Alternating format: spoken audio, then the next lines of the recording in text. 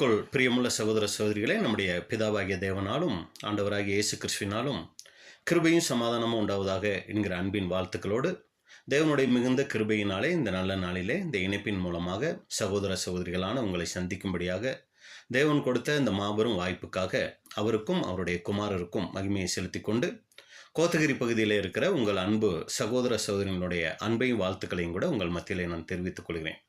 அன்புக்குரிய சகோதர சகோதரி, இந்த நாளும் கூட நாம் பார்க்க போகிற பாடத்தின் தலைப்பு, ஆண்டவராகிய இயேசு கிறிஸ்துனுடைய மரணத்தை நினைவு கூற இருக்கிற நாம், அந்த நாளை நோக்கி சென்று கொண்டிருக்கிற நாம், இந்த நாளும் கூட நம்மளை ஆயத்தப்படுத்தி கொள்ளும் வண்ணமாக, ஒரு சில காரியங்கள் அறிந்து கொள்ளும் வண்ணமாக இந்த நாளுக்குரிய பாடத்தை கூட நம்ம பார்க்கலாம்.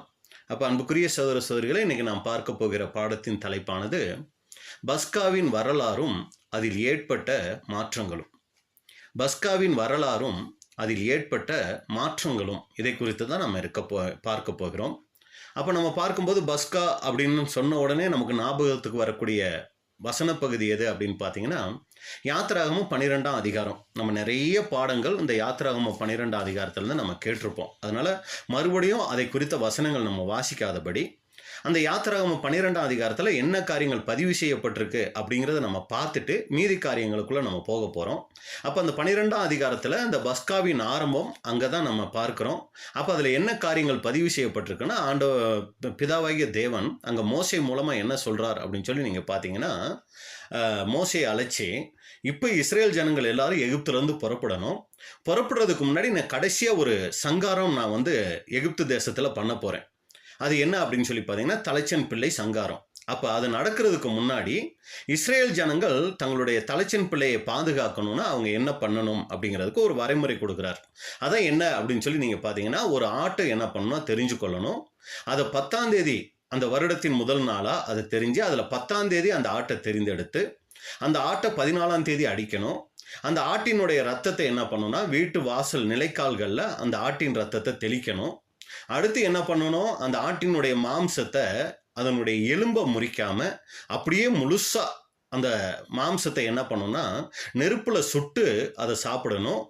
அடுத்து அந்த ஆட்டின் மாம்சத்தோட எதெல்லாம் சேர்த்து சாப்பிடணும் அப்படிங்கும்போது, புளிப்பில்லாத அப்பம், கசப்பான கீரை, இதையெல்லாம் சேர்த்து சாப்பிடணும். அடுத்து இதை எப்படி சாப்பிடணும் அப்படின்னு சொல்லும்போது, அதை ஒவ்வொருத்தரும் என்ன பண்ணணும்னா, அந்த இஸ்ரேல் ஜனங்கள் அவங்க வீட்டுக்குள்ள அதை என்ன பண்ணணும்னா அவங்க அதை ஆசரிக்கணும் அப்படின்னு கூட சொல்கிறாரு.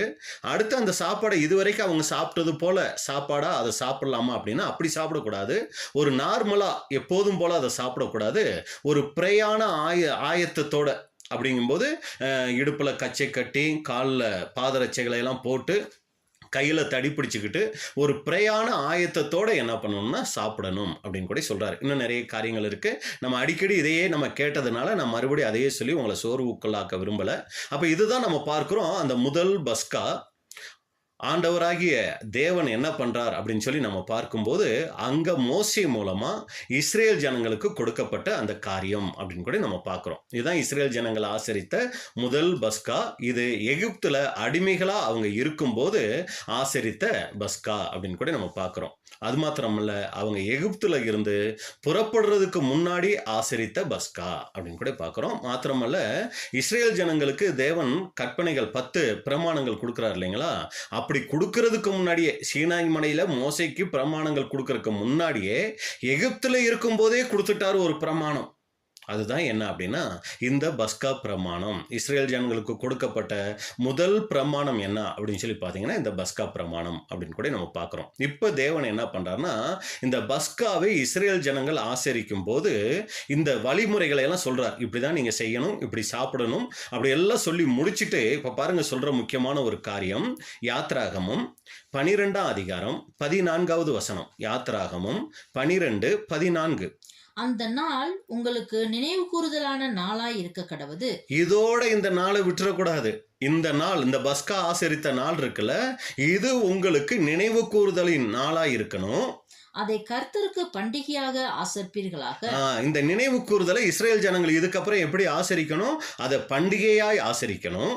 அதை உங்கள் தலைமுறை தோறும் நித்திய நியமமாக ஆசரிக்க கடவீர்கள். இதை தலைமுறை தோறும் தலைமுறை தோறுங்கும்போது தாத்தா ஆசரிச்சிருப்பாரு, அடுத்து அப்பா ஆசரிப்பாரு, அடுத்து மகன், அடுத்து பேரன். இதான் அந்த தலைமுறை. தலைமுறை தோறும் நித்திய நியமமாக இதை நீங்க ஆசரிக்கணும் அப்படின்னு சொல்றத பார்க்கிறோம். அடுத்து பாருங்க, அதே யாத்திராகமம் 12ஆம் அதிகாரம் 21 இருந்து 27 வரைக்கும். யாத்திராகமம் 12 21 முதல் 27 வரைக்கும். அப்பொழுது மோசே இஸ்ரவேல் மூப்பர் யாவரையும் அழைப்பித்து, நீங்கள் உங்கள் குடும்பங்களுக்கு தக்கதாக உங்களுக்கு ஆட்டுக்குட்டியை தெரிந்தெடுத்து கொண்டு. இப்ப என்ன பண்ணிட்டாருன்னா, மோசே மூலமா தேவன் சொல்லிட்டாரு, இந்த மாதிரி வந்து ஆட்டை தெரிஞ்சுக்கங்க, இப்படி அனுசரிக்கணும்னு சொல்லிட்டாரு. சொன்ன பின்னாடி இப்ப மோசே என்ன பண்றாருன்னா, அந்த இஸ்ரேல் மூப்பர்களை எல்லாம் அழைச்சி இப்ப இந்த காரியங்கள் சொல்றாரு. நீங்க ஒரு ஆட்டை தெரிஞ்சுக்கங்க, தெரிஞ்சுக்கிட்டு பஸ்காவை அடித்து ஈசோப்பு கொழுந்துகளின் கொத்தை எடுத்து கிண்ணியில் இருக்கும் இரத்தத்தில் தோய்த்து, அதில் இருக்கும் அந்த இரத்தத்தை வாசல் நிலைக்கால்களின் மேல் சட்டத்திலும் வாசலின் நிலைக்கால்கள் இரண்டிலும் தெளியுங்கள். விடிய காலம் வரைக்கும் உங்களில் ஒருவரும் வீட்டு வாசலை விட்டு புறப்பட வேண்டாம். அண்டர்லைன் பண்ண வேண்டிய விஷயம் என்ன தெரியுங்களா? உங்களில் ஒருவரும் வீட்டு வாசலை விட்டு புறப்பட வேண்டாம். யாரும் வீட்டை விட்டு வெளியே வரக்கூடாது. கர்த்தர் எகிப்தியரை அதம் பண்ணுகிறதற்கு கடந்து வருவார். நிலையின் மேற்சட்டத்திலும் வாசலின் நிலைக்கால்கள் இரண்டிலும் அந்த இரத்தத்தை காணும்போது கர்த்தர் சங்காரக்காரனை உங்கள் வீடுகளில் உங்களை அதம் பண்ணுகிறதற்கு வரவொட்டாமல் வாசற்படியை விலக்கி கடந்து போவார். ஏன் வெளியே வரக்கூடாதுன்னா, அந்த வீட்டு வாசல் நிலைக்கால்கள்ல ரத்தம் பூசி இருக்கணும். அந்த ரத்தத்தை பார்த்துட்டு என்ன பண்ணுவார்னா, சங்காரக்கார தூதன் உங்க குடும்பத்துல இருக்கிற தலைச்சன் பிள்ளையை அழிக்காம அவர் என்ன பண்ணுவார்னா கடந்து போவார். இந்த காரியத்தை உங்களுக்கும் உங்கள் பிள்ளைகளுக்கும் நித்திய நியமமாக கைக்கொள்ள கடவீர்கள். இது உங்களுக்கும் உங்க பிள்ளைகளுக்கும் நித்தியத்துக்கும் அது நியமமாக கைக்கொள்ளணும். கர்த்தர் உங்களுக்கு தாம் சொன்னபடி கொடுக்க போகிற தேசத்திலே நீங்கள் போய் சேரும்போது இந்த ஆராதனையை கைக்கொள்ள கடவீர்கள். இங்க நம்ம பார்க்கிறோம், இதை பண்டிகைன்னு ஏற்கனவே சொன்னாரு. இதை ஒரு ஆராதனைன்னு சொல்றதை கூட நம்ம பார்க்கிறோம். இந்த ஆராதனையை நீங்க என்ன பண்ணணும்னா இதை கைக்கொள்ளணும். எங்க? கானான் தேசம் போயும் இதை கடைபிடிக்கணுங்கிறாரு. அப்பொழுது உங்கள் பிள்ளைகள் இந்த ஆராதனையின் கருத்து என்ன என்று உங்களை கேட்டால், ஏப்பா இந்த மாதிரி ஆடை அடிச்சு இந்த மாதிரி அதோட ரத்தத்தை இந்த மாதிரி தெளிச்சு இந்த மாதிரி எல்லாம் நம்ம கசப்பான கீரையோட புளிப்பில்லாத அப்பத்தோட சாப்பிடணும் அப்படின்னு சொல்லி உங்க பிள்ளைகள் உங்ககிட்ட கேட்டா, இது கர்த்தருடைய பஸ்காவாகிய பலி. அவர் எகிப்தியரை அதம் பண்ணி நம்முடைய வீடுகளை தப்ப பண்ணின போது எகிப்தில் இருந்த இஸ்ரேல் புத்திரருடைய வீடுகளை கடந்து போனார் என்று நீங்கள் சொல்ல வேண்டும் என்றான். அப்ப பாருங்க, இதுதான் நம்ம அங்க பார்க்கிறோம். அன்புக்குரிய சகோதர சகோதரிகளை அப்படி சொன்ன உடனே அவங்க என்ன பண்றாங்க அப்படின்னா, அப்பொழுது ஜனங்கள் தலைவணங்கி பணிந்து கொண்டார்கள் அப்படின்னு சொல்லி பார்க்கிறோம். அப்ப இதுதான் அன்புக்குரிய சகோதர சகோதரிகளே அந்த முதல் பஸ்காவினுடைய காரியங்கள்ல நடந்த விஷயம். முதலாவது மோசே கிட்ட எல்லாம் சொல்லிடுறாரு. இப்போ மோசே அந்த இஸ்ரேல் மூப்பர்களை எல்லாம் கூப்பிட்டு சொல்லி இந்த காரியங்களை அங்க நிறைவுக்கு கொண்டு வரார். இப்படியா என்னாச்சு? எகிப்து தேசத்துல முதல் பஸ்கா அங்க ஆசரிக்கப்பட்டுச்சு அப்படின்னு கூட பார்க்கிறோம். இதுக்கப்புறம் இஸ்ரேல் ஜனங்களுடைய வரலாறை நீங்க பாத்தீங்கன்னா, சுமார் ஒரு 7 பாகமா அவங்களுடைய வரலாறை நம்ம பிரிச்சோம்னா பாத்தீங்கன்னா, இப்ப ஃபர்ஸ்ட் வந்து பாத்தீங்கன்னா எகிப்து தேசத்துல இருக்கிறாங்க, முதல் காரியம். அடுத்து 2வது பாத்தீங்கன்னா வனாந்தரத்துல வர்றாங்க. 3வது நீங்க பாத்தீங்கன்னா மனாந்திரம் முடிஞ்சு கானான் தேசத்துல பிரவேசிக்கிறாங்க. 4வது நீங்க பாத்தீங்கன்னா நியாயாதிபதிகளினுடைய ஆட்சி அந்த இஸ்ரேல் தேசத்துல நடக்குது. 5வது பாத்தீங்கன்னா நியாயாதிபதிகளுக்கு அப்புறம் ராஜாக்களினுடைய காலம் வருது. அடுத்து 6வது நீங்க பாத்தீங்கன்னா ராஜாக்களினுடைய காலம் முடிஞ்சு அவங்க பாபிலோனுக்கு சிறைபிடிக்கப்பட்டு 70 வருஷம் போறாங்க. அதுக்கப்புறம் 7வது நீங்க பாத்தீங்கன்னா பாபிலோன்ல இருந்து சிறையிருப்புல திரும்பி வர்றாங்க. இதுதான் அன்புக்குரிய சகோதர சகோதரிகளே முழுக்க பழைய ஏற்பாட்டு சம்பவம். பழைய ஏற்பாட்டில் என்ன காரியங்கள் பதிவு செய்யப்பட்டிருக்கு அப்படிங்கும்போது, யாத்திராகமத்திலிருந்து நம்ம பார்க்கும்போது இஸ்ரேல் ஜனங்கள் எகிப்துல இருந்தது, அப்புறம் வனாந்தரத்தில் நடந்தது, அப்புறம் கானானுக்குள்ள போனது, அப்புறம் நியாயாதிபதிகள் அவங்கள ஆட்சி செஞ்சது, அப்புறம் ராஜாக்கள் அவங்கள ஆட்சி செஞ்சது, அப்புறம் பாபிலோன் ரோஜா அவங்கள சிறைபிடிச்சுக்கிட்டு போனது, அப்புறம் சிறையிருப்புல இருந்து திரும்பி வந்தது. இப்படி 7 வகையா அந்த இஸ்ரேல் ஜனங்களுடைய வரலாறை நம்ம பிரிச்சோம் அப்படின்னா, இப்போ நம்மளுடைய கேள்வி என்ன அப்படின்னு சொல்லி பார்த்தீங்கன்னா, எகிப்துல இஸ்ரேல் ஜனங்கள் பஸ்காவை ஆசரிச்சு வெளியே வந்துட்டாங்க. இப்ப வெளியே வந்த அந்த இஸ்ரேல் ஜனங்கள் தேவன் சொன்னபடியே வருஷந்தோறும் முதல் மாதம் அந்த 14ஆம் தேதி இந்த பஸ்காவை ஆசரிச்சாங்களா? ஏன்னா நம்ம மேலேயே பார்த்துட்டோம், ரொம்ப கண்டிப்பா அவர் சொல்லியிருக்கிறாரு, அந்த நாள் உங்களுக்கு நினைவு கூறுதலின் நாளாய் இருக்க கடவுது, அதை கர்த்தருக்கு பண்டிகையாய் ஆசரிப்பவர்களாக அதை உங்கள் தலைமுறை தோறும் நித்திய நியமமாக ஆசரிக்க கடவீர்கள் அப்படின்னு சொல்லி நம்ம பார்த்தோம் இல்லைங்களா? அதே போல இந்த இஸ்ரேல் ஜனங்கள் ஒவ்வொரு வருடமும் 14ஆம் தேதி இந்த பஸ்காவை ஆசரிச்சாங்களா? எகிப்துல, ரெண்டாவது கேள்வி, எகிப்துல ஆசரிச்ச மாதிரியே ஆசரிச்சாங்களா அப்படிங்கிறத நம்ம என்ன பண்ண போறோம்னா இப்ப பார்க்க போறோம். அப்ப நம்மளுடைய கேள்விக்கு என்ன பதில்? இஸ்ரேல் ஜனங்கள் தேவன் சொன்னபடியே அந்த எகிப்துல ஆசரிச்சபடியே அவங்க வனாந்திரத்துல வந்தோம், அடுத்து கானான் போயும், நியாயாதிபதிகள் காலத்திலையும் ராஜாக்கள் காலத்திலையும் அப்புறம் சிறையிருப்புல இருந்து திரும்பி வந்த பின்னாடியும் ஆசரிச்சாங்களா அப்படின்னு சொல்லி கேட்டா அதுக்கு என்ன தெரியுங்களா பதில்? இல்லை அப்படிங்கிறது தான் அதுக்கான பதில். அப்ப காலப்போக்கில் என்னவாயிடுச்சுன்னா பஸ்காவில் ஒரு சில மாற்றங்கள் அங்க வந்துச்சு. இதான் நம்ம அங்க பார்க்குறோம். அப்ப எகிப்து தேசத்துல இஸ்ரேல் ஜனங்கள் பஸ்காவை ஆசரிச்சாங்க. தேவன் சொல்லி அனுப்பிச்சாரு, நீங்க போகிற தேசத்துல இதே போல நீங்க ஆசரிக்கணும்னு சொல்லி அனுப்பிச்சாரு. அது போல இஸ்ரேல் ஜனங்கள் ஆசரிச்சாங்களானா இல்ல அப்படின்னு சொல்லி பார்க்குறோம். ஒரு சில மாற்றங்கள் அந்த பஸ்காவில் வந்துச்சு. இப்ப நம்மளுடைய கேள்வி என்னன்னா, அப்படி என்னென்ன மாற்றங்கள் அந்த பஸ்காவில் வந்துச்சு? அந்த மாற்றங்களை இஸ்ரேல் ஜனங்களே மாத்திக்கிட்டாங்களா இல்ல தேவன் மாத்த சொன்னாரா? இதுதான் அன்புக்குரிய சகோதர சகோதரிகளே இன்னைக்கு நம்ம பார்க்கிற ஒரு சில வரலாற்று காரியங்களா அங்க இருக்கும். இப்ப என்ன பண்ண போறோம்னா, முதல் பஸ்கா இஸ்ரேல் ஜனங்கள் எகிப்து தேசத்துல எப்படி ஆசரிச்சாங்க நம்ம பார்த்துட்டோம். அதை குறித்து நிறைய நிழல் பொருள் நம்ம ஏற்கனவே கூட சகோதரர்கள் மூலமா பார்த்திருப்போம். அதனால நம்ம அந்த வசனங்கள்லாம் பார்க்கல, நம்ம வந்துட்டோம். இப்ப அடுத்து என்ன ஆகுனாங்க? எகிப்தை விட்டு வெளியில வந்துட்டாங்க. இப்ப நம்மளுடைய கேள்வி என்னன்னா, எகிப்துல இருந்து வந்த பின்னாடி வனாந்தரத்துல இருக்கிறாங்க. வனாந்தரத்துல அதே போல அந்த ஒரு வருஷம் கழிச்சு அதே போல அந்த பஸ்காவை அந்த 14ஆம் தேதி அவங்க ஆசரிச்சாங்களா?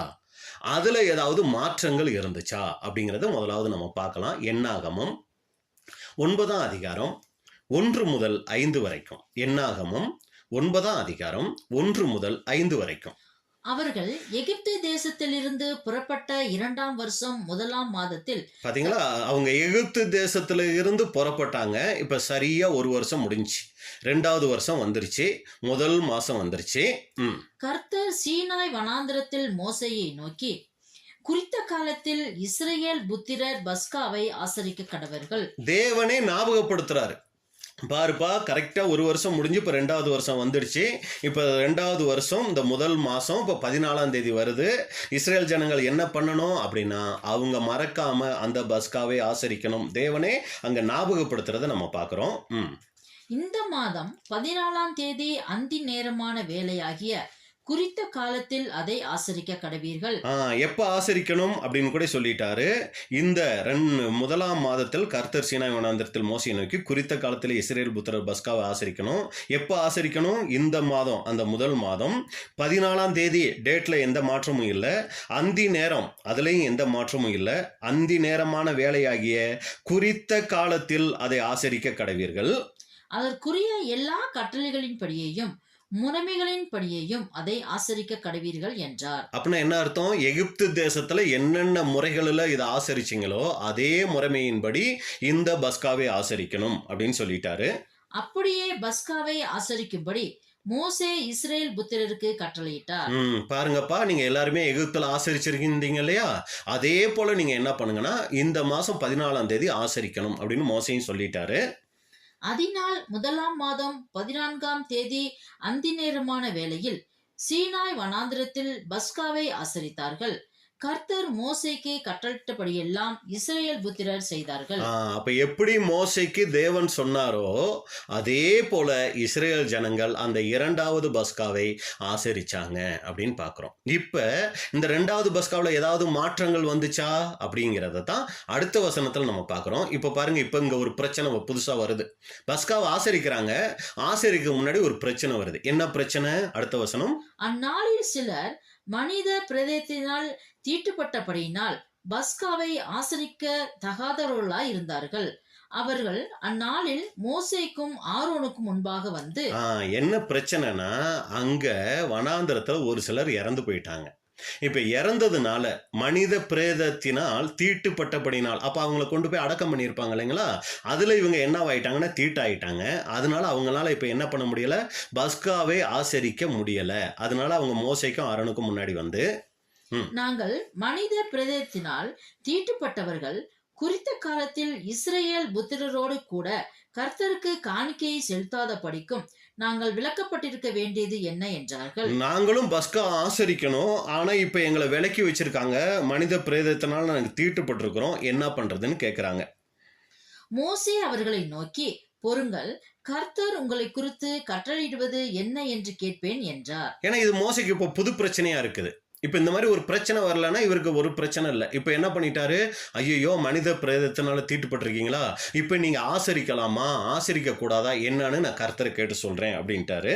கர்த்தர் மோசேயை நோக்கி, இப்போ மோசே கேட்டதுக்கு கர்த்தர் இப்ப பதில் கொடுக்கிறார். என்ன கொடுக்கிறாரு? நீ இஸ்ரவேல் புத்திரரோடே சொல்ல வேண்டியது என்னவென்றால், உங்களில் ஆகிலும் உங்கள் சந்ததி யாராகிலும் ஒருவன் பிரேதத்தினால் தீட்டுப்பட்டாலும் பிரயாணமாய் தூர போயிருந்தாலும் கர்த்தருக்கு பஸ்காவை ஆசரிக்க வேண்டும். இப்ப என்ன சொல்றாருன்னா, நீ இஸ்ரேல் புத்திரரோட சொல்ல வேண்டியது என்னவென்றால், இப்ப நல்ல கவனிங்க அன்புக்குரிய சகோதர சகோதரர்களே, உங்களில் எவனாகிலும் உங்கள் சந்ததியாராகிலும் ஒருவன் பிரேதத்தினால் தீட்டுப்பட்டாலும், ஒரு சமயம் பிரேதத்துல நீங்க தீட்டுப்பட்டிருந்தீங்க அப்படின்னா அடுத்து இன்னொரு பாயிண்ட்டும் கூட சொல்றாரு. என்னன்னா, பிரயாணமாய் தூர போயிருந்தாலும், அந்த பஸ்கா வர்ற நாள் 14ஆம் தேதி ஒரு சமயம் பிரயாணம் போயிருந்தாங்கன்னு வச்சுக்கோமே, இப்போ அவங்க என்ன பண்றது, இப்போ 2 வகுப்பார் ஆயிட்டாங்க. ஒன்று தீட்டுப்பட்டவங்க பிரேதத்தினால, இன்னொருத்தவங்க பிரயாணம் போனவங்க. இப்படி இருக்கிறவங்க என்ன பண்ணணும், தூர போயிருந்தாலும் அவங்களும் கூட கர்த்தருக்கு பஸ்காவை ஆசரிக்கணும். ஆனா எப்ப ஆசரிக்கணும்? அடுத்த வசனம், அவர்கள் அதை 2ஆம் மாதம் 14ஆம் தேதி அந்தி நேரமான வேளையில் ஆசரித்து அதை புளிப்பில்லாத அப்பங்களோடும் கசப்பான கீரைகளோடும் புசித்து. இப்பதான் அன்புக்குரிய சகோதர சகோதரிகளே ஒரு மாற்றம் இங்கே வருகிறது. பஸ்காவை ஆசரிக்கிறதுல எகிப்து தேசத்துல போல இப்ப இங்க என்ன ஆகல, ஆசரிக்கல அப்படின்னு கூட நம்ம பார்க்கிறோம். ஒரு வகுப்பார் என்ன ஆகுறாங்கன்னா, பிரேதத்தினால அங்க தீட்டுப்பட்டு இருந்தாங்க. இப்ப அவங்க என்ன சொல்றாங்கன்னா, நாங்க எப்படி பஸ்காவை ஆசரிக்கிறதுங்கும் போது கர்த்தரை மோசே கேட்கும் போது இப்ப கர்த்தர் சொல்றாரு, அவங்களும் ஆசரிக்கணும், ஆனா இப்ப ஆசரிக்க வேண்டாம், 2ஆம் மாசம் 14ஆம் தேதி அவங்க ஆசரிக்கலாம். அவங்க மட்டும் இல்ல, பிரயாணம் தூரம் போனாங்கல்ல அவங்களும் கூட 2ஆம் மாசம் 14ஆம் தேதி ஆசரிக்கலாம். ஏன் எகிப்துல இது போல ஆசரிக்கல அப்படின்னா, அங்க வேற ஆப்ஷனே இல்லை. ஏன்னா பஸ்கா ஆசரிச்ச உடனே அவங்க வெளியே கிளம்பி ஆகணும். ஆனா இங்க வந்து பாத்தீங்கன்னா அது பண்டிகையாய் மாறுது, ஒரு நினைவு கூறுதலா அது மாறுது, ஒரு ஆராதனையா மாறுது. அப்ப இவங்க என்ன பண்ணிக்கலாம், அதுல ஒரு சில மாற்றங்கள். எகிப்துல தீட்டுப்பட்டவங்க சுத்தம் உள்ளவங்க அப்படின்லாம் யாருமே கிடையாதுங்க, எல்லாரும் பஸ்காவை ஆசரிச்சாங்க. ஆனா பஸ்கா நினைவு கூறுதல்ல மாற்றம் அங்க வந்துருச்சு. தீட்டு உள்ளவங்க அதை புசிக்க கூடாது, சுத்தம் உள்ளவங்க மட்டும்தான் அங்க ஆசரிக்கணும். அப்போ பஸ்காவை எப்படி ஆசரிச்சாங்க அப்படின்னு சொல்லி நம்ம பார்க்கும்போது 9ஆம் அதிகாரம் 11-12 நம்ம பார்க்கும்போது அவங்க அதே மாதிரி 2ஆம் மாதம் 14ஆம் தேதி அதே அந்தி நேரமான வேளையில் அவங்க அதை ஆசரிச்சாங்க அப்படின்னு கூட நம்ம பார்க்குறோம். மீதி காரியங்கள் எதுவுமே மாற்றப்படலை. அதனால தான் 12ஆவது வசனத்தில் நம்ம முடிவு எப்படி முடிக்கிறாங்க பாருங்க, அவங்க பஸ்காவினுடைய சகல முறைமைகளின்படியையும் அதை ஆசரித்தார்கள். அப்ப அவங்க எந்த விதத்திலும் வேற எந்த ஒரு மாற்றத்தையும் அங்க செய்யல. அப்ப அன்புக்குரிய சகோதர சகோதரிகளே, வனாந்தரத்துக்கு வந்துட்டாங்க இஸ்ரேல் ஜனங்கள், இங்க பஸ்காவை ஆசரிக்கிறாங்க. முதல் மாற்றம் என்ன மாற்றம் அப்படின்னா, முதல் மாதம் 14ஆம் தேதி ஆசரிக்க முடியாதவங்க, தீட்டுப்பட்டவங்க, பிரயாணம் போனவங்க 2ஆம் மாதம் 14ஆம் தேதி ஆசரிக்கலாம். இது இஸ்ரேல் ஜனங்களுக்கு வந்துட்ட பஸ்காவில் வந்துட்ட முதல் மாற்றம். இதை யாரே பண்ணி கொடுத்தா, தேவனே அந்த மாற்றத்தை ஏற்படுத்தி கொடுத்தார் அப்படின்னு பார்க்குறோம். சரி, இப்போ என்ன பண்ண போறோம்னா 3வது காரியம் போகிறோம். ஃபர்ஸ்ட் எகிப்தில் ஆசரிச்சிட்டாங்க, இப்போ அடுத்து வனாந்தரத்தில் ஆசரித்து முடிச்சிட்டாங்க. இப்போ தேவன் மறுபடியும் நியாயப்பிரமாணம் கொடுத்தாரு பாருங்க. இந்த நியாயப்பிரமாணம் கொடுக்கும்போது என்ன சொல்றாருன்னா, நீங்கள் கானான் தேசம் போன பின்னாடி அங்கே நீங்கள் பஸ்காவை எப்படி ஆசரிக்கணும் அப்படின்னு சொல்றாரு. அதை குறித்து நம்ம பார்க்கலாம். என்னாகமம் 28ஆம் அதிகாரம் 16வது வசனம் முதல். என்னாகமம் 28ஆம் அதிகாரம் 16வது வசனம் முதல். 1ஆம் மாதம் 14ஆம் தேதி கர்த்தருக்கு உரிய பஸ்கா. இப்பவும் அந்த பிரமாணத்தை மாத்தவே இல்லை. 1ஆம் மாதம் 14ஆம் தேதி கர்த்தருக்கு உரிய பஸ்கா. அந்த மாதம் 15ஆம் தேதி பண்டிகை நாள். இப்ப பாருங்க, புதுசா ஒண்ணு வருது. 14ஆம் தேதி பஸ்கா முடிஞ்சதும் வேற ஒன்றும் பிரச்சனையே இல்லை இது வரைக்கும். இனி என்ன தெரியுங்களா பண்ணணும், அடுத்த நாள் 15ஆம் தேதி என்ன தெரியுங்களா பண்ணணும், அதை ஒரு பண்டிகை நாளா மாத்தணும். அப்புறம் 7 நாள் அளவும் புளிப்பில்லாத அப்பம் புசிக்க வேண்டும். அங்க இருந்து 7 நாள் புளிப்பில்லாத அப்பம் புசிக்கணும். 1ஆம் நாளிலே பரிசுத்த சபை கூடுதல் இருக்க வேண்டும். பாருங்க, அந்த பஸ்கா ஆசரிச்ச அடுத்த நாள் என்ன தெரியுங்களா பண்ணணும், அந்த 15ஆம் தேதி சபை கூடுதல் அங்க இருக்கணும் அப்படிங்கிறத புதுசா ஒரு பிரமாணம் தராரு. அன்றைய தினம் சாதாரணமான யாதொரு வேலையும் செய்யலாகாது. அந்த ஓய்வு நாள்ல எந்த வேலையும் செய்யக்கூடாது. எப்படி அந்த அவங்களுக்கு ஓய்வு நாள், அந்த சனிக்கிழமை வாரத்தின் கடைசி நாள் எப்படி அந்த ஓய்வு நாள் இருந்துச்சோ, அதே போல பஸ்கா என்னைக்கு வருதோ அதுக்கு அடுத்த நாளும் அதே போல ஓய்வு நாளா அதை ஆசரிக்கணும்.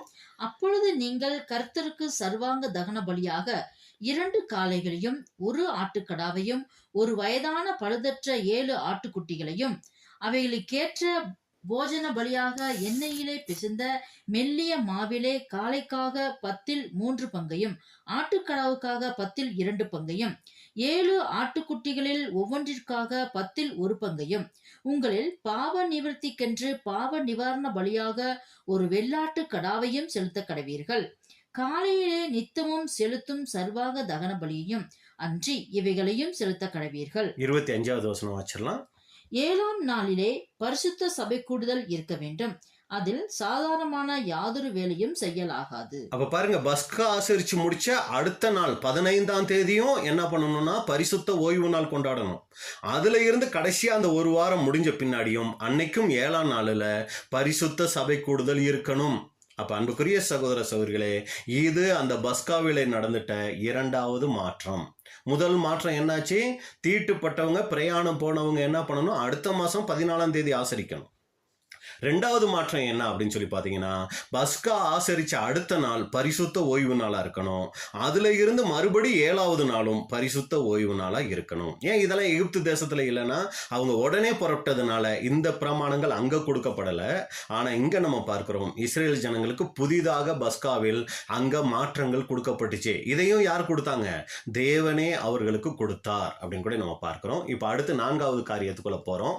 அப்ப 4வது காரியத்துல என்ன அப்படின்னு சொல்லி பார்த்தீங்கன்னா, உபாகமம் 16 அதிகாரம் 1வது வசனம். உபாகமம் 16 1 2 வசனம் வச்சிடலாம். ஆபிப் மாதத்தை கவனித்திருந்து, ஆபிப்புங்கும் போது அந்த முதலாம் மாதம் நீசான் வரும், ஒரு சில இடத்துல ஆபிப்புன்னு வரும். அந்த முதல் மாதத்தை கவனித்திருந்து அதில் உன் தேவனாகிய கர்த்தருக்கு பஸ்காவை ஆசரிக்க கடவாய். ஆபிப் மாதத்திலே ராக்காலத்தில் உன் தேவனாகிய கர்த்தர் உன்னை எகிப்திலிருந்து புறப்பட பண்ணினாரே. பாருங்க, தேவன் மறக்கவே இல்லை, ரொம்ப கவனமா இருக்கிறாரு. ஆபிப் மாதத்தை இஸ்ரேல் ஜனங்களே நீங்க ரொம்ப கவனிக்கணும். அதுல உன் தேவனாகிய கர்த்தருக்கு நீங்க பஸ்காவை ஆசரிக்கணும். ஏன்னா அந்த ஆபிப் மாதத்துல, அந்த ராக்காலத்துல தான் உன் தேவனாகிய கர்த்தர் உன்னை எகிப்துல இருந்து புறப்பட பண்ணினார். அப்புறம் கர்த்தர் தமது நாமம் விளங்கும்படி தெரிந்து கொள்ளும் ஸ்தானத்தில் உன் தேவனாகிய கர்த்தருக்கு பஸ்காவின் பலியாகிய ஆடு மாடுகளை பலியிடுவாயாக. இந்த 2வது வசனத்தை தான் ரொம்ப கவனிக்கணுங்க. பஸ்காவில் ஏற்பட்ட 3வது மாற்றம் என்ன அப்படின்னு சொல்லி பார்த்தீங்கன்னா, இங்க பாருங்க, பஸ்காவை எப்படி ஆசரிக்கணும்னு சொல்றாருன்னா, கர்த்தர் தமது நாமம் விளங்கும்படி தெரிந்து கொள்ளும் ஸ்தானத்தில் உன் தேவனாகிய கர்த்தருக்கு பஸ்காவின் பலியாகிய ஆடு மாடுகளை பலியிடுவாயாக. அப்ப அன்புக்குரிய சகோதர சகோதரிகளே, இங்க 2 காரியம் பார்க்கிறோம். பெரிய மாற்றங்கள் வந்திருக்கு பஸ்காவில். என்ன அப்படின்னு சொல்லி பார்த்தீங்கன்னா, பஸ்காவை எங்க ஆசரிக்கணும்? வீட்டுல ஆசரிக்க கூடாது. எகிப்துல எப்படி ஆசரிச்சாங்க? வீட்டுக்குள்ள கதவை பூட்டிக்கிட்டு வெளியில வராம அவங்க பஸ்காவை ஆசரிச்சாங்க. ஆனா இப்ப மாற்றம் பாருங்க, பஸ்காவை நீங்க வீட்டுல ஆசரிக்காதீங்க. எங்க ஆசரிக்கணும்? தேவன் தெரிந்து கொள்ளும் ஸ்தானம். அது எதுங்க? ஆசரிப்பு கூடாரம் இருக்கிற இடத்துல வந்து பஸ்காவை ஆசரிங்க. அடுத்து அங்க எகிப்து தேசத்துல பார்த்தோம், பஸ்கா பலி என்னதுங்க? ஆடு மட்டும்தான். ஆனா இப்ப தேவன் அதுல மாற்றங்கள் கொண்டு வராரு பாருங்க. பஸ்காவின் பலியாகிய ஆடு மாடுகளை பலியிடுவாயாக. ஆடுகள் மாடுகள் எல்லாம் என்ன ஆயிடுச்சுன்னா இங்க வந்துடுச்சு. அப்ப ஆடு மட்டும் இல்ல, மாடுகளையும் அங்க பலியாக, பஸ்காவின் பலியாக அங்க சேர்த்தார் அப்படின்னு கூட பாக்குறோம். இதையும் கூட யாருதான் செஞ்சிட்டா? தேவனே அந்த மாற்றத்தை கொடுத்தார். அப்ப 3வது மாற்றம் என்னன்னா, வீட்டுல ஆசரிக்க கூடாது. அது மட்டும் இல்ல, ஆடை மட்டும் நீங்க பஸ்கா பலியா பலியிட வேணாம், மாடுகளையும் சேர்த்து நீங்க என்ன பண்ணிக்கலாம்? பஸ்காவின் பலியாக அங்க பலி செலுத்தி கொள்ளலாம். இது 3வது மாற்றம். அடுத்து 4வது என்ன மாற்றம்? உபாகமம் 16 அதிகாரம் 5வது வசனம். உபாகமம் 16 5. உன் தேவனாகிய கர்த்தர் உனக்கு கொடுக்கும் உன்னுடைய வாசல்களில் எதிலும் நீ பஸ்காவை அடிக்க வேண்டாம். பாருங்க, தெளிவா இங்க சொல்லிட்டாரு. அங்க எகிப்து தேசத்துல வீட்டுல தானே நாங்க ஆசரிச்சோம் நில அப்படின்னு சொல்லி நீங்க எங்கேயும் என்ன பண்ணிடக்கூடாது. உன் தேவனாகிய கர்த்தர் உனக்கு கொடுக்கும் உன்னுடைய வாசல்களில் எதிலும் நீ பஸ்காவை அடிக்க வேண்டாம். இது தேவன் கொடுத்துட்ட 4வது மாற்றம். அப்ப இதுல என்ன மாற்றம் தெரியுங்களா? வீட்டு வாசல்ல நீ பஸ்காவை ஆசரிச்சிடாதப்பானா ஒரு முக்கியமான காரியத்தை இஸ்ரேல் ஜனங்கள் அங்க செய்ய முடியாம போகும். என்ன செஞ்சுக்கிட்டு இருந்தாங்க? வீட்டு வாசல்கள்ல நிலைக்கால்களில் ரத்தத்தை தெளிச்சாங்க தெரியுங்களா? எகிப்து தேசத்துல. அது இங்கே நிறுத்தப்படுகிறது. அப்ப வீட்டு வாசல்ல நிலைக்கால்களின் ரத்தம் தெளிக்கப்படுகிறது, இங்க நிறுத்தப்பட்டுருச்சு. இது இஸ்ரேல் ஜனங்களுக்கு கொடுக்கப்பட்ட 4வது மாற்றம். மறுபடியும் நான் சொல்லிடுறேன். முதல் மாற்றம் என்னன்னா, தீட்டுப்பட்டவங்க பிரயாணம் போனவங்க அடுத்த மாசம் 14ஆம் தேதி ஆசரிக்கலாம். இது முதல் மாற்றம். அடுத்து பஸ்கா ஆசரிச்ச உடனே அடுத்த நாள் பரிசுத்த ஓய்வு நாள், 7ஆம் நாள் பரிசுத்த ஓய்வு நாள், 2வது மாற்றம். 3வது மாற்றம், மாடுகள் அதுல சேர்க்கப்படுது. 4வது மாற்றம், வீட்டு வாசல்கள்ல ரத்தம் தெளிக்கப்படுறது இல்லாம போயிடுச்சு. சரி, இப்ப 5வது மாற்றம் ஏதாவது இருக்குங்களா பிரதர் அப்படின்னீங்கன்னா, 5வது மாற்றம் பாருங்க. உபாகமம் 16ஆம் அதிகாரம் 5வது வசனம். உன் தேவனாகிய கர்த்தர் உனக்கு கொடுக்கும் உன்னுடைய வாசல்களில் எதிலும் நீ பஸ்காவை அடிக்க வேண்டாம். அடுத்து, உன் தேவனாகிய கர்த்தர் தமது நாமம் விளங்கும்படி தெரிந்து கொள்ளும் ஸ்தானத்திலே நீ எகிப்திலிருந்து புறப்பட்ட நேரமாகிய சாயங்காலத்திலே சூரியன் அஸ்தமிக்கிற போது பஸ்காவை அடித்து உன் தேவனாகிய கர்த்தர் தெரிந்து கொண்ட ஸ்தானத்திலே அதை பொரித்து புசித்து விடிய காலத்திலே உன் கூடாரங்களுக்கு திரும்பி போவாயாக. அன்புக்குரிய சகோதர சகோதரிகளே, பாருங்க, அடுத்த 5வது மாற்றம் என்ன தெரியுங்களா? 7வது வசனத்துல நம்ம பார்க்கிறோம். உன் தேவனாகிய கர்த்தர் தெரிந்து கொண்ட ஸ்தானத்திலே அந்த பஸ்காவை ஆசரிக்கணும். போய் எப்படி ஆசரிக்கணும் அப்படிங்கும்போது, அதை அப்படின்னா எதைங்க? அந்த மாம்சத்தை எகிப்து தேசத்துல எப்படி ஆசரிச்சாங்கன்னா, அந்த முழு ஆட்டை அப்படியே நெருப்புல சுடணும். எலும்பு முறிஞ்சிடக்கூடாதுங்க. அப்படியே முழுசா ஆட்டை நெருப்புல சுட்டு அப்படியே சாப்பிடணும். ஆனா இங்க பாருங்க, மாற்றம் என்ன பண்ணிட்டார் அப்படின்னு சொல்லி பாத்தீங்கன்னா, அந்த மாம்சத்தை பொரித்து புசித்து விடிய காலத்திலே உன் கூடாரங்களுக்கு திரும்பி போவாயாக.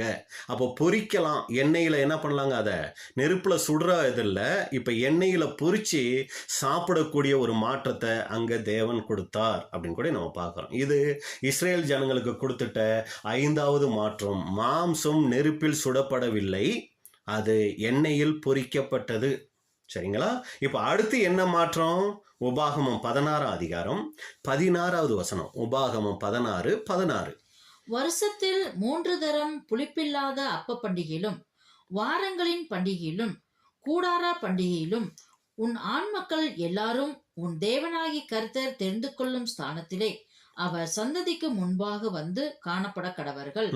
இது கொடுத்துட்ட எத்தனாவது மாற்றம்? 6வது மாற்றம். வருஷத்திலே 3 தரம் புளிப்பில்லாத அப்ப பண்டிகையிலும். அப்போ புளிப்பில்லாத அப்ப பண்டிகைங்கும் போது நமக்கு நல்லா தெரியணும், அதை தொட்ட மாதிரியே தான் பஸ்கா பண்டிகை. பஸ்கா பண்டிகை முடிஞ்ச அடுத்த நாளே புளிப்பில்லாத அப்ப பண்டிகை ஆரம்பிச்சிருது. அப்ப அந்த புளிப்பில்லாத அப்ப பண்டிகையிலும் வாரங்களின் பண்டிகையிலும் கூடார பண்டிகையிலும் உன் ஆண் மக்கள் எல்லாரும், இதை அண்டர்லைன் பண்ணும், உன் ஆண் மக்கள் எல்லாரும் உன் தேவனாகிய கர்த்தர் தெரிந்து கொள்ளும் ஸ்தானத்திலே அவர் சந்நிதிக்கு முன்பாக வந்து காணப்பட கடவர்கள். அப்போ ஒரு சமயம் யார் மட்டும்தான் அங்கே பஸ்காவை ஆசரிச்சிருக்கிறதுக்கு வாய்ப்பு இருக்குன்னா, ஆண் மக்கள் எல்லாரும். இதை சகோதரர்கள் சொல்லும்போது இது சரியாக நம்மளால் நிதானிக்க முடியலை. ஆனாலும் பார்க்குறோம், ஆண் மக்கள் மட்டும் ஒரு சமயம் பஸ்காவை ஆசரித்திருக்கிறதுக்கு வாய்ப்புகள் இருக்குது. எப்படி இன்னொரு வகையில் அதுக்கு ஆதாரம் சொல்லலாம்னா, மேல் வீட்டு அறையில் இயேசு கிறிஸ்துவும் சீசர்களும் மட்டும்தான் அங்கே பஸ்காவை ஆசரித்தார்கள். அப்போ அதை வச்சு நம்ம என்ன புரிஞ்சுக்கிறோம் அப்படின்னா, ஒரு சமயம் இந்த பஸ்காவில் ஆண் மக்கள் மட்டும்தான் கர்த்தருடைய சந்நிதிக்கு அங்கே வந்திருக்கணும். ஆண் மக்கள் மட்டும்தான் அங்கே என்ன பண்ணியிருக்கணும்னா, ஆடு மாடுகளாக பஸ்காவை அந்த அடித்து அது என்ன பண்ணியிருக்கணும், எண்ணெயில் அந்த மாம்சத்தை பொரிச்சு என்ன பண்ணியிருக்கணும்னா அவங்க அங்கே சாப்பிட்ருக்கணும். அப்படிங்கிறது நம்ம தெரிஞ்சு கொள்ளக்கூடிய ஒரு காரியமாக இருக்குது. அப்போ அன்புக்குரிய சகோதர சகோதரிகளே, இதுவரைக்கும் பழைய ஏற்பாட்டு காலத்தில் இஸ்ரேல் ஜனங்களுக்கு தேவன் கொடுத்துட்ட அந்த பஸ்கா பிரமாணத்தில் நீங்கள் பார்த்தீங்கன்னா 6 மாற்றங்கள் அங்கே எகிப்து தேசத்தில் இருந்து புறப்பட்ட பின்னாடி தேவன் செய்ததாக பார்க்குறோம். மாறாத பிரமாணம் என்ன தெரியுங்களா? அந்த முதல் மாதம் 14ஆம் தேதி தேவன் மாற்றவே இல்லைங்க. அந்த புளிப்பில்லாத அப்பம் அதை தேவன் மாற்றவே இல்லைங்க. மற்றபடி நீங்கள் பார்த்தீங்கன்னா அந்த 2ஆம் மாதம் 14ஆம் தேதியை மாற்றினாரு, பரிசுத்த ஓய்வு நாள் கொண்டு வந்தாரு, ஆடோட மாடை சேர்த்தாரு, வீட்டு வாசல்ல ரத்தம் தெளிக்கப்படுற அந்த ஒரு வாய்ப்பு, ஏன்னா சந்நிதிக்கு தேவ சந்நிதிக்கு வர்றதுனால அந்த வாய்ப்பு இல்லாமல் போயிடுச்சு. அடுத்து மாம்சம் நெருப்புல சுடப்படாம எண்ணெயில பொரிக்கப்பட்டுச்சு. அடுத்து ஆண் மக்கள் மாத்திரம் அதை ஆசரிக்கக்கூடிய ஒரு வாய்ப்பா அங்க இருந்துச்சு. இது பழைய ஏற்பாட்டு காலத்துல நடந்த சம்பவம். இப்ப தேவன் சொல்லிட்டாரு, இஸ்ரேல் ஜனங்கள் வனாந்தரத்துல இருந்து கானான் தேசம் வந்துட்டாங்க. இப்ப கானான் தேசம் வந்த உடனே இந்த பஸ்காவை ஆசரிச்சாங்களா அப்படின்னு சொல்லி நம்ம பார்க்கும்போது யோசுவா 5ஆம் அதிகாரம் 10வது வசனம். யோசுவா 5:10. இஸ்ரேல் புத்திரர் கில்காலில் பாளையம் இருந்து மாதத்தின் 14ஆம் தேதி அந்தி நேரத்திலே எரிகோவின் சமனான வெளிகளிலே பஸ்காவை ஆசரித்தார்கள். அப்ப பாருங்க அன்புக்குரிய சகோதர சகோதரிகளே, இப்ப தேவன் என்ன பண்ணியிருக்கிறார் அப்படின்னு சொல்லி பாத்தீங்கன்னா, இஸ்ரேல் ஜனங்கள் கொடுத்த கட்டளைய 40 வருஷம் வந்தாங்க. நம்ம பார்த்தோம், அந்த வனாந்தரத்துல வந்த உடனே அந்த 2ஆம் மாசம் 14ஆம் தேதி அவங்க ஆசரிச்சதுக்கு நமக்கு வேதத்துல பதிவுகள் இருக்கு. அதுக்கப்புறம் அந்த 40 வருஷம் அவங்க ஆசரிச்ச மாதிரி நமக்கு வேதத்துல பதிவுகள் இல்லை. ஒரு சமயம் ஆசரிச்சிருக்கலாம், ஆசரிக்காமலும் இருந்திருக்கலாம், நமக்கு பதிவுகள் இல்லை. ஆனா அடுத்து இவங்க எப்ப ஆசரிச்சதா வேதத்துல பதிவு இருக்குன்னா, யோசுவா தலைமையில கானான் தேசம் வந்துட்டாங்க. இப்ப கானான் தேசம் வந்த உடனே இப்ப என்ன பண்றாங்கன்னா, அங்க எரிகோவின் சமனான வெளியில இவங்க பஸ்கா ஆசரிக்கிறாங்க. அப்ப யோசுவாங்கும் போதே நமக்கு தெரியும், நியாயாதிபதிகள் காலம் அங்க ஸ்டார்ட் ஆயிடுது.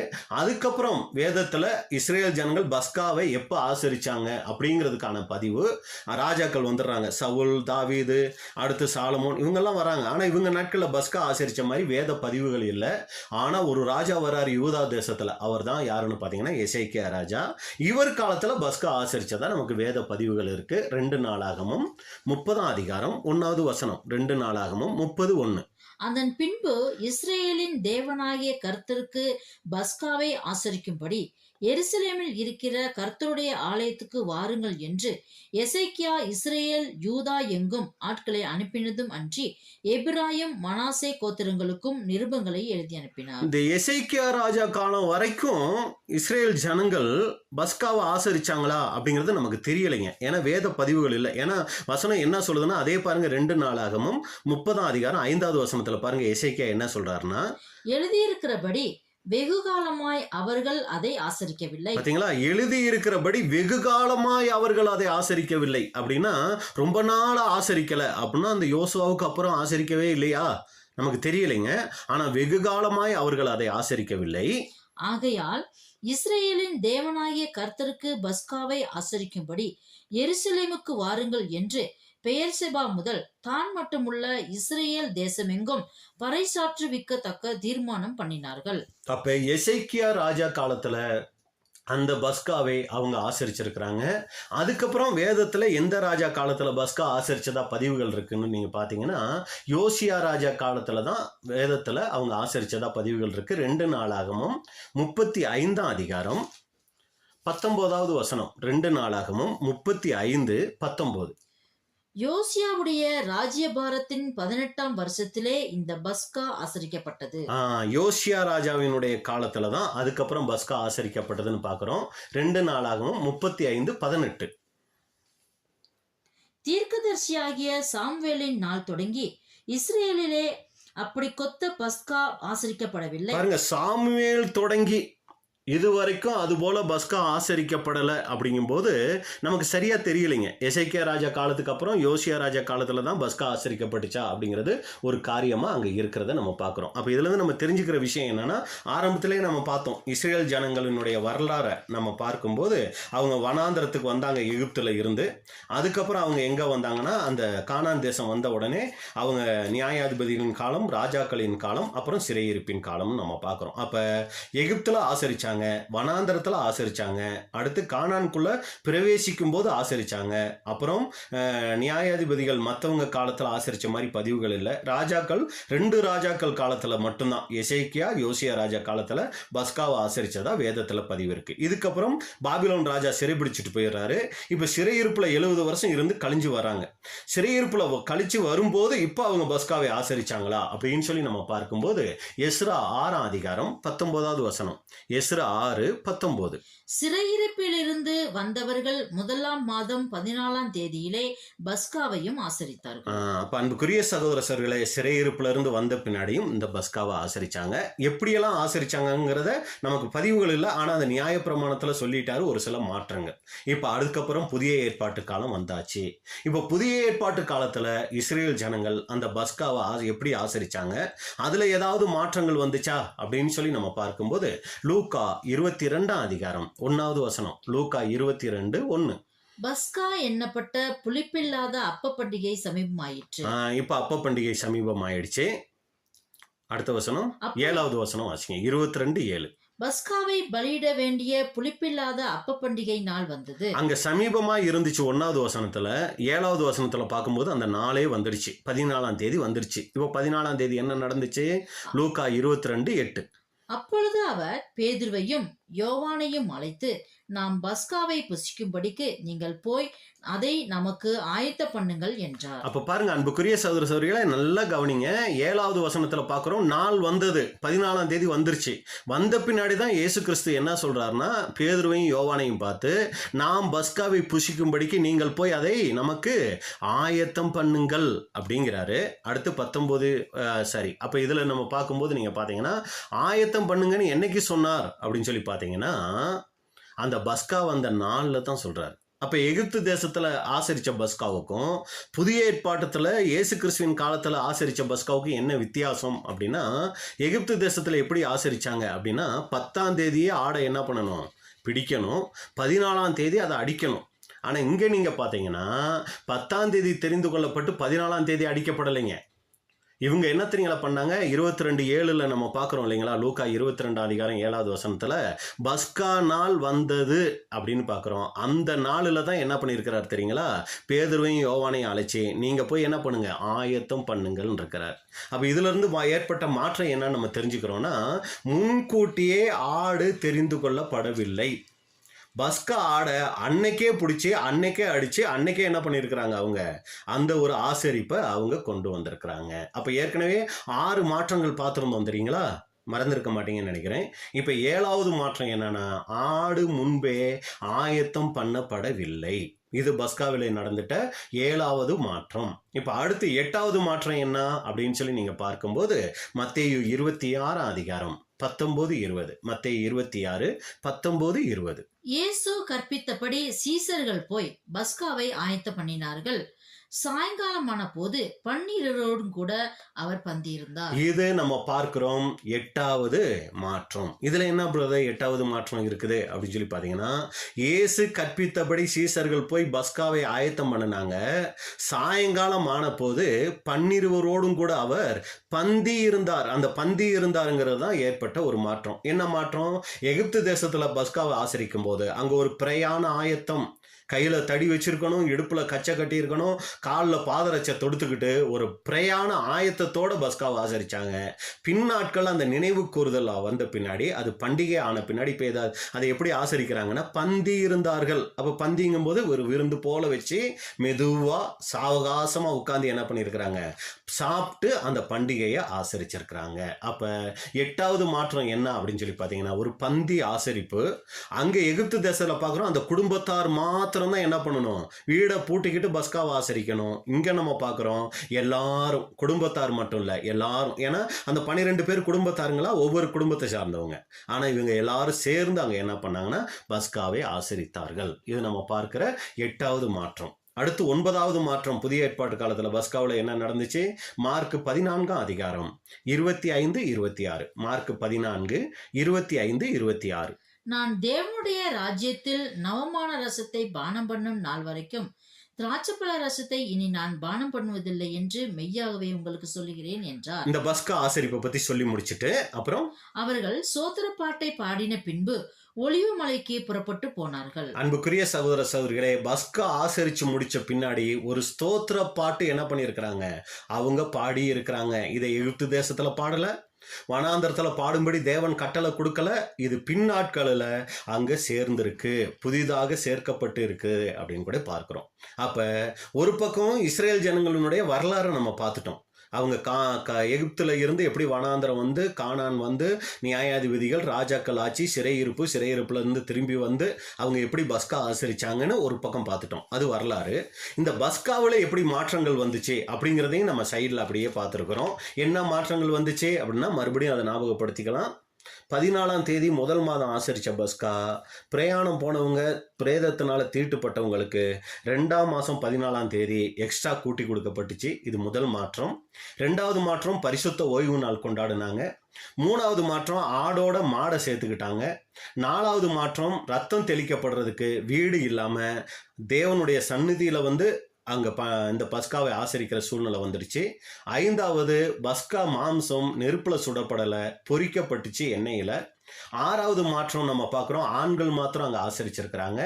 7வது மாற்றம் பார்த்தீங்கன்னா ஆடு 10ஆம் தேதி ஆயத்தமெல்லாம் பண்ணப்படலை, 14ஆம் தேதியே பிடிச்சி 14ஆம் தேதியே பஸ்காவை ஆசரிச்சிருக்கிறாங்க.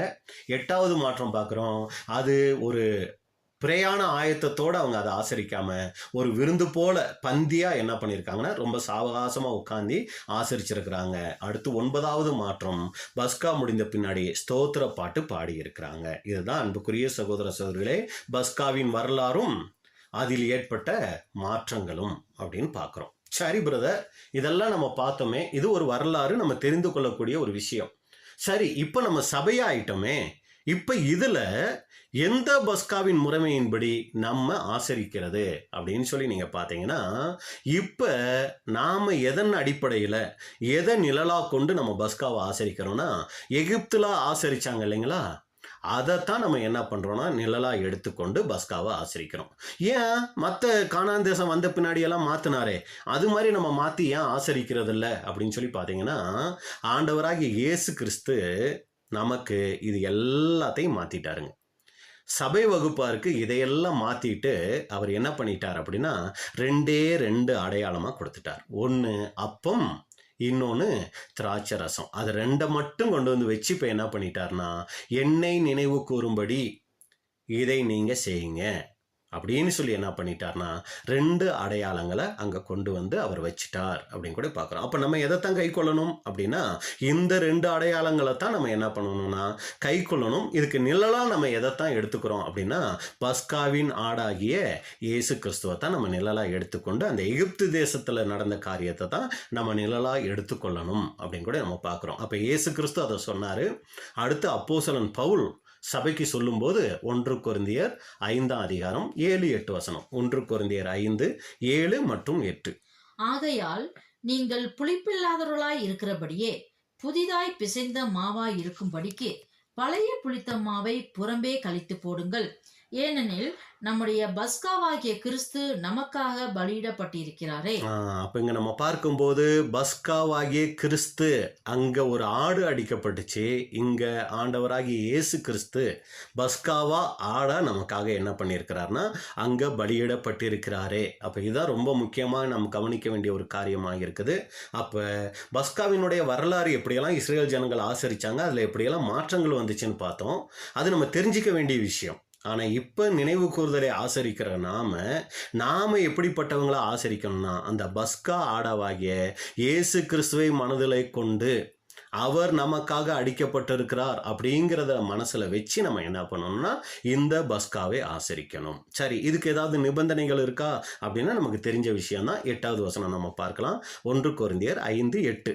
ஆதலால் பழைய புளித்த மாவோடே அல்ல, துர்குணம் பொல்லாப்பு என்னும் புளித்த மாவோடும் அல்ல, துப்புரவு உண்மை என்னும் புளிப்பில்லாத அப்பத்தோடைய பண்டிகையை ஆசரிக்க கடவும்.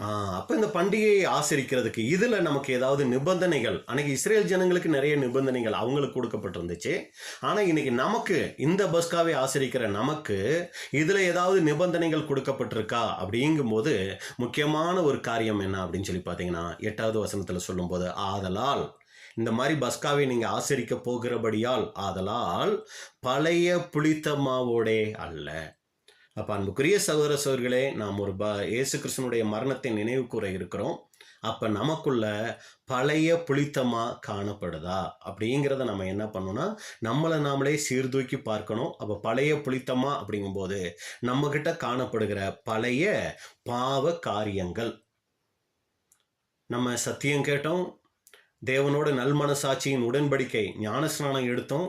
இன்னைக்கு வரைக்கும் நாம ஒரு கிறிஸ்தவ வாழ்க்கை வாழ்ந்துகிட்டு இருக்கிறோம்.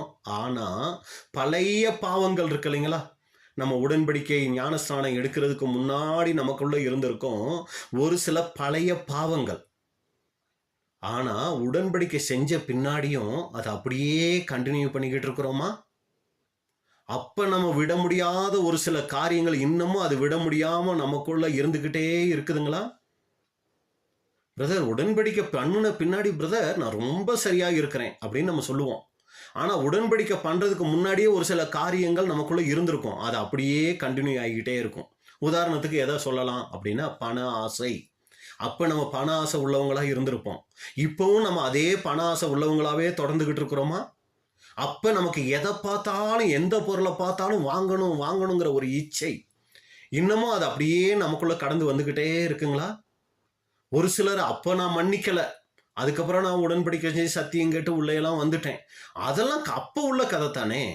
இப்ப நான் அதெல்லாம் ஒன்றும் மைண்ட்லேயே வச்சுக்கல. இல்ல அப்ப சரி பண்ணாத காரியம் ஏதாவது இன்னமும் நமக்குள்ள தொடர்ந்து வந்துகிட்டே இருக்குங்களா? நம்மளை நம்மளே சிந்திச்சு பார்க்கணும். அன்புக்குரிய சகோதர சகோதரிகளே, பழைய புளித்த மாவோடே அல்ல. ஏதாவது கொஞ்சம் பாருங்க, அந்த இஸ்ரேல் ஜனங்களை நினைச்சு பாருங்க.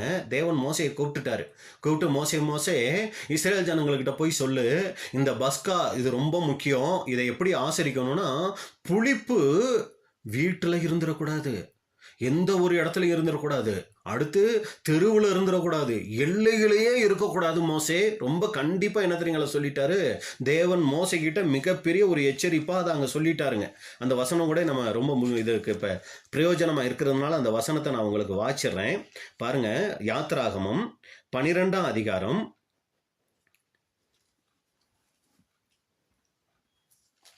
13வது வசனம் பார்த்தீங்கன்னா, புளிப்பில்லா அப்பத்தை 7 நாள் அளவும் புசிக்க கடவீர்கள். முதலாம் நாளில் தானே புளித்த மாவை உங்கள் வீடுகளிலிருந்து நீக்க வேண்டும்.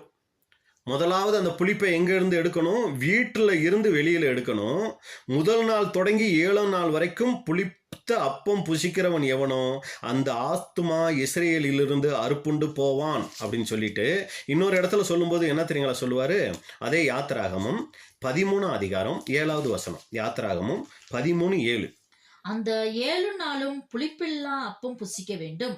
புளிப்புள்ள அப்பம் உன்னிடத்திலே காணப்பட வேண்டாம். உன் எல்லைகளுக்குள் எங்கும் புளித்த மாவும் முன்னிடத்தில் காணப்பட வேண்டாம். அன்புக்குரிய சகோதர சகோதரிகளே, இந்த 2 வசனத்தை நம்ம இப்ப எடுத்துக்கலாங்க. இந்த 2 வசனத்தை நீங்க எடுத்துக்கிட்டீங்கன்னா முதல்ல எதை தெரியுங்களா சொல்லலாம்? இந்த யாத்திராகமம் 13ஆம் அதிகாரம் 7வது வசனத்துல சொல்ற ஃபர்ஸ்ட் காரியம் என்ன தெரியுங்களா? புளிப்புள்ள அப்பம் உன்னிடத்திலே காணப்பட வேண்டாம். அண்டர்லைன் பண்ண வேண்டியது என்ன தெரியுங்களா? உன்னிடத்திலே புளிப்பு காணப்பட வேண்டாம். இதை ஃபர்ஸ்ட் எடுத்துக்கலாம். ரெண்டாவது எதை தெரியுங்களா எடுத்துக்கலாம்? யாத்திராகமம் 12ஆம் அதிகாரத்துல நம்ம பார்க்கும்போது அந்த 15வது வசனம் என்ன அப்படின்னு சொல்லி பார்த்தீங்கன்னா, புளிப்பில்லா அப்பத்தை 7 நாளளவும் புசிக்க கடவீர்கள்.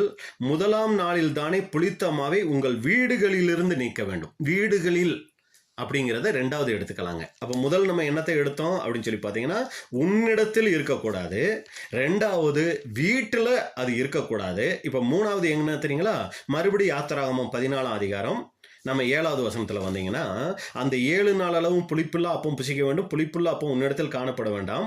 உன் எல்லைகளுக்குள் எங்கும் புளித்த மாவும் உன்னிடத்தில் காணப்பட வேண்டாம். அப்போ 3 காரியமா அந்த புளித்த மாவை எடுத்துக்கலாம். ஃபர்ஸ்ட், உன்னிடத்தில் காணப்பட வேண்டாம். உன் வீட்டிலே காணப்பட வேண்டாம். உன் எல்லையில் எங்கும் காணப்பட வேண்டாம். இப்போ இந்த 3 வார்த்தையை மோசே கேட்டுட்டாருங்க. இப்போ கேட்டுட்டு ஒரு கற்பனை தான். இப்போ மோசே தேவன்கிட்ட கேட்டுட்டு இப்போ நேராக இஸ்ரேல் ஜனங்கள்கிட்ட வராரு. இஸ்ரேல் ஜனங்கிட்ட வந்து, பாருங்கப்பா, நம்ம எகிப்து தேசத்தை விட்டு போக போகிறோம். கடைசியாக தேவன் ஒரு வாதையை நமக்கு கொடுக்க போகிறாரு. அது எகிப்து தேசத்தில் இருக்கிற தலைச்சன் பிள்ளை சங்காரம். ஆனால் நமக்கும் கூட அந்த தலைச்சன் பிள்ளை சங்காரம் வர்றதுக்கு வாய்ப்பு இருக்குது. ஆனால் அது நம்ம தடுக்கணும் அப்படின்னா நம்ம இந்த ஒரு காரியத்தை கண்டிப்பாக செய்யணும் அப்படின்னு சொல்லி, முதலாவது புளிப்பு உங்ககிட்ட இருக்கான்னு பார்த்துக்கோங்க. அது எப்படி எங்ககிட்ட இருக்கும்? ஏதாவது புளிப்புள்ள அப்பத்தை சாப்பிட்ருந்தா அதனோட துகள்கள் ஏதாவது பாக்கெட்லேயோ இல்லை ஏதாவது சரீரத்தில் எங்கேயாவது ஒட்டிட்டு ஏதாவது ஒரு வகையில் இருந்துறதா செக் பண்ணிக்கோங்க. அடுத்து வீட்டில் எங்கேயாவது இருக்கான்னு செக் பண்ணிக்கங்க, எல்லையில் எங்கேயாவது இருக்கான்னு செக் பண்ணிக்கங்க அப்படின்னு சொல்லியிருப்பாரு. இதை கேட்ட இஸ்ரேல் ஜனங்கள் நேராக வீட்டுக்கு போன உடனே முதலாவது என்ன தெரியுங்களா பண்ணியிருப்பாங்க, அந்த புளித்த மாவு எங்கேயாவது தனக்குள்ளே எங்கேயாவது இருக்கான்னு பார்த்துருப்பாங்க. அவங்க எல்லாமே மாம்சத்தில் தான் பார்த்துருப்பாங்க, வெளிப்பிரகாரமாக தான் பார்த்துருப்பாங்க. ஏன்னா அவங்களுக்கு கொடுக்கப்பட்டது எல்லாமே வெளிப்பிரகாரமான கட்டளைகள். அப்போ முதலாவது தங்கள்கிட்ட எங்கேயாவது புளிப்பு இருக்கான்னு பார்த்துட்டு வீட்டில் ஒவ்வொரு பகுதியாக என்ன பண்ணியிருப்பாங்க, தொலாவி பார்த்துருப்பாங்க. எங்கேயாவது முக்கு மூளையில் எங்கேயாவது புளிப்பு இருந்துருமா அப்படின்னு சொல்லி ரொம்ப கவனமாக பார்த்துருப்பாங்க. ஏன்னா கொஞ்சம் ஏமாந்து விட்டா தலைச்சன் பிள்ளை செத்து போயிடும். ரொம்ப ஜாக்கிரதையாக இருக்கணும், ரொம்ப பயப்படணும். அவங்க கவனம் பூரா தலைச்சன் பிள்ளை மேலே தான் இருந்திருக்கும். அந்த பயபக்தியோடு தேடி இருப்பாங்க. அடுத்து எல்லையில் எங்கும் இருக்கான்னு தேடி இருப்பாங்க. அன்புக்குரிய சகோதர சகோதரிகளே, இப்போ நாமளும் கூட என்ன பண்ணணும், இதைத்தான் செய்யணும். என்ன செய்யணும், ஆதலால் பழைய புளித்த மாவோடே அல்ல. அப்போ பழைய பாவ காரியங்களோட நாம இந்த பஸ்காவை ஆசரிச்சிடக்கூடாது. அப்போ என்ன பிரதர் பண்ணணும், நேராக தேவ சமூகத்துக்கு போகணும். ஆண்டவரே, உங்கள் மனசை துக்கப்படுத்துகிற வேதனைப்படுத்துகிற ஏதாவது ஒரு பழைய புளிப்பை நான் இன்னும் என்கிட்ட வச்சுக்கிட்டு இருக்கிறேன்னா, அது பண ஆசையாக இருக்கலாம், யாரையாவது மன்னிக்க முடியாத காரியமாக இருக்கலாம், இல்லை யாருக்காவது கொடுக்க வேண்டிய காரியமாக இருக்கலாம்.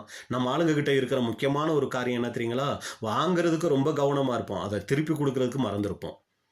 அதாவது பணம் மட்டும் இல்லைங்க, ஒரு புத்தகம் வாங்கி இருந்தால் கூட யாருக்கிட்டையாவது பிரதர் கொடுங்க பிரதர் தந்துடுறேன் அப்படின்னு எதை வாங்கி இருந்தாலும் கூட என்ன தெரியுங்களா பண்ணணும், அதை கூட நம்ம ரொம்ப கவனமாக இருக்கணுங்க. எல்லா விஷயத்திலையும் தேவன்கிட்ட போகணும்.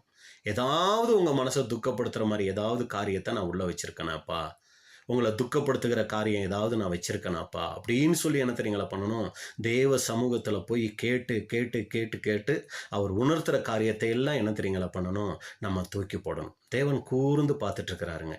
இவங்களுக்கு நான் ஒரு நாளை ஏற்பாடு பண்ணி கொடுத்துருக்குறேன். இவங்க என்னை இன்னும் சுத்திகரித்து கொண்டு இன்னும் எனக்கு பிரியமான பிள்ளைகளாக மாறணுங்கிறதுக்காக ஒரு நாளை இவங்களுக்கு ஆயத்தம் பண்ணி கொடுத்துருக்குறேன். யார் யார் அந்த நாளுக்கு என்னென்ன முக்கியத்துவம் கொடுக்குறாங்க, அந்த நாளுக்காக யார் யார் தனித்தனியாக எப்படி ஜெபிக்கிறாங்க, அவங்களுக்கு நான் என் பரிசுத்த ஆவியின் மூலமாக உணர்த்துகிற அந்த காரியம் அவங்களுக்கு போய் சேருதா, அதை கேட்டுட்டு அவங்க எஸ் சொல்கிறாங்களா நோ சொல்கிறாங்களா, அதை மறுதளிக்கிறாங்களா துணிகரமாக இருந்துறாங்களா, இல்லை உடனே ஒப்பு கொடுக்குறாங்களா, எல்லாம் பார்க்குறாருங்க. இதுதாங்க ஆவிக்குரிய வாழ்க்கை, இதுதான் புது சிருஷ்டியின் வாழ்க்கை.